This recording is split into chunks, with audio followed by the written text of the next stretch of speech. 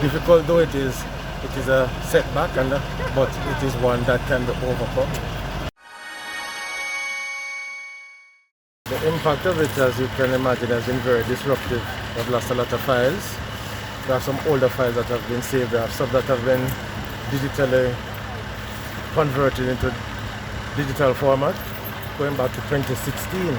But this will mean that we'll have to be rebuilding the files, certainly from the police, and also in respect of the civil matters that are before the court. We'll be reaching out to the attorneys to resubmit some of the documents that they may have filed in court. In terms of the criminal matters, largely the files coming in from the police and from the way in which they organize themselves now, where a lot of the statements, if not all the statements, are recorded on a computer.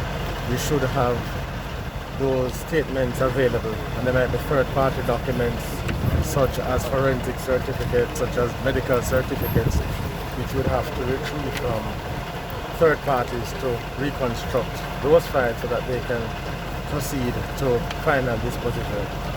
As far as today's sitting is concerned, thanks to the leadership of the senior judge of the parish court here, Her Honor Ms. Michelle Salmon, who has been up quite literally all night ensuring that the court could sit at Addison Park. We have had the cooperation of the attorneys from the police, the fire department, and also from a justice of the peace. He is Mr.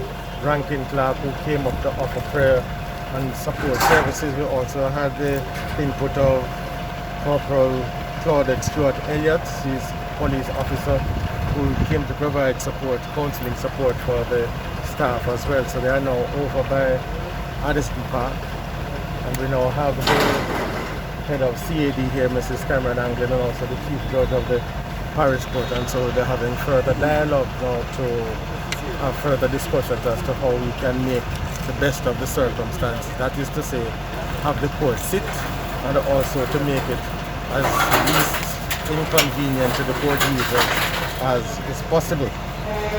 We'll also have to have dialogue with the Ministry of Justice concerning the future of this court building and possibly the construction of a new court on lands that may be available nearby. And just to say that though it is a distressing moment, all is not lost. And when you have strong and effective leadership on the ground, as we have had through the senior judge, the Simon here, we have been able to resume, and court is going on at Addison Park and will go on. So it will be inconvenient, but the court will continue. Finally, how does this affect the backlog of cases in the parish? With the